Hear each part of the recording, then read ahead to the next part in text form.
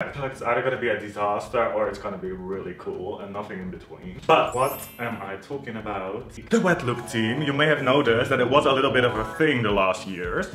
Hello.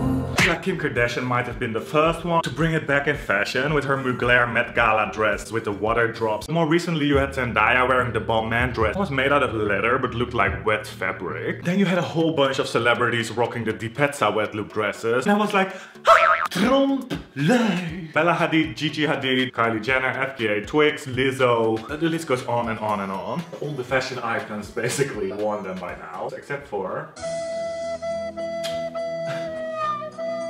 yours truly. And because my channel is all about upcycling, I'm gonna do it from this old curtain. As always, we're poorly prepared, because when we look closely at the fabric, it's like a white mesh, but it looks kind of stretchy, and there was just no way to find that in the thrift store. My passion is upcycling and not buying new fabrics. For a more accurate result, I would definitely recommend buying a stretch mesh, which you'll probably only find in the fabric store. So this is the silhouette I was trying to go for. And yes, that's a little bit of foreshadowing there.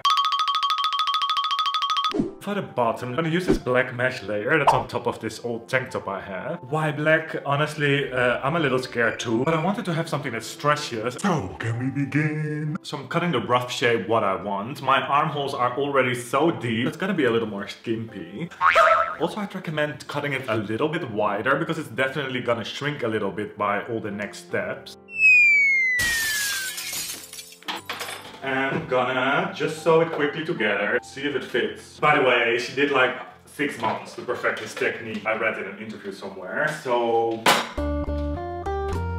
it says the bar high.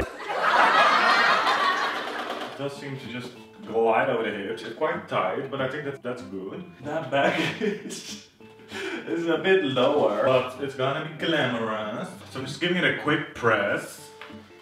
I really hope this is gonna work, guys. Don't forget in very synthetic fabrics to iron mega lightly, otherwise it might burn a hole. Fun fact, now that electricity is gonna be so expensive, you can save electricity by spraying water instead of steaming with the iron.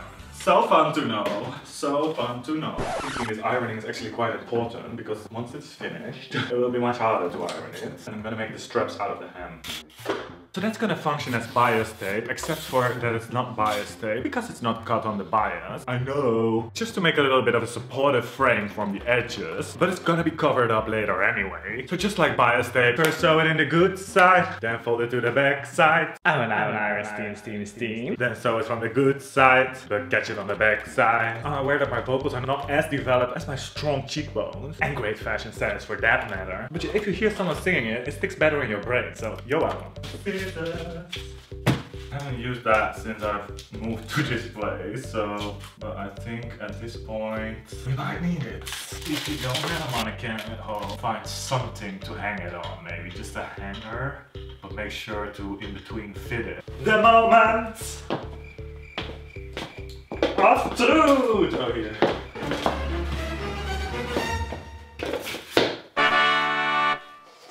Hello.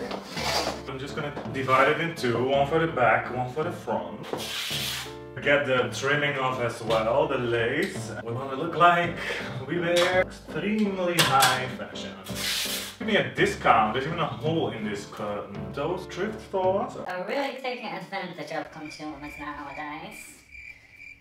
As we fashion wreckers know, pinning is winning. So I'm pinning and pinning and pinning and pinning and pinning and and I start to be a little afraid this is gonna be an out of bed look instead of a wet look. So I'm looking at the example in between, at least mimic it a little bit, but obviously I'm having the hardest time and I have to be realistic.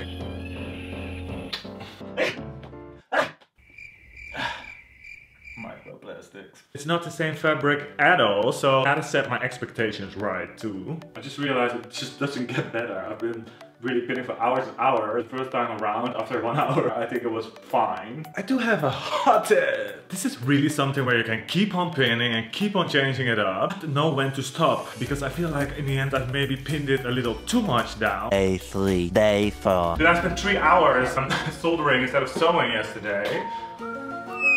Maybe. Just the light broke down after 5 minutes. thanks for asking, but that's none of your business. I just wanted to say... Might use a little bit of tape and a little bit of matches to hold it all in place, but if you see smoke... Call an ambulance, call the fire people, call down emergency! I'm not ready to die yet.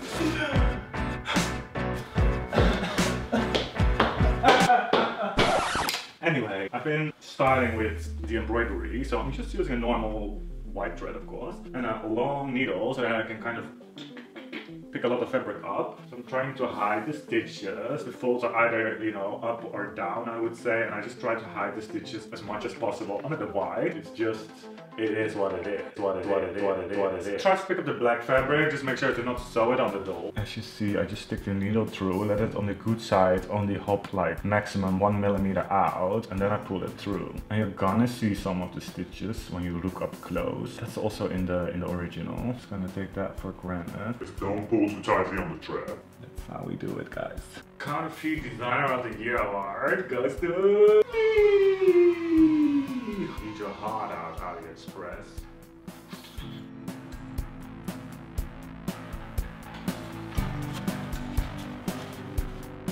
So it's all embroidered down and I'm quite happy with how it looks. I'm gonna take a little bit of artistic freedom. I feel like if I'm really gonna make this dress, first of all I have to do the back side too, which I don't feel like. Well, that's an excuse I can't argue with. Good night.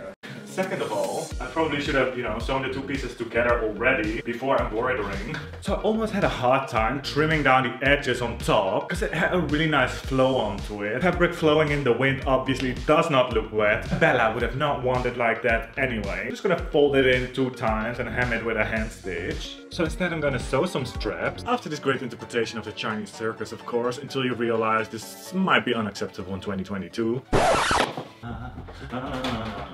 Right. Yes, oh yes. Obviously it's still in there.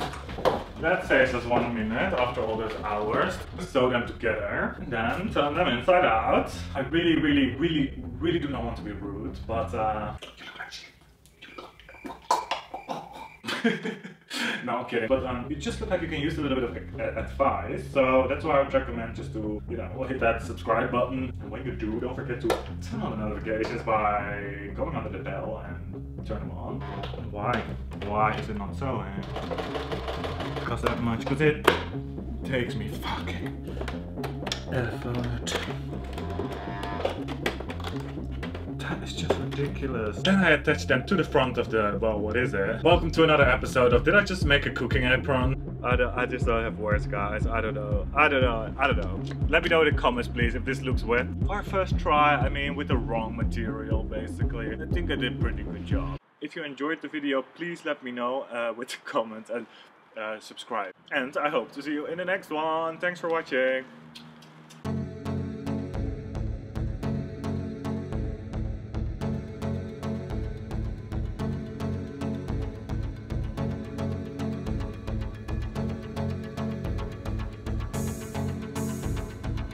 Check out my crazy other videos, like my fabric manipulation playlist. That's all full of texturing fabric videos and that kind of stuff.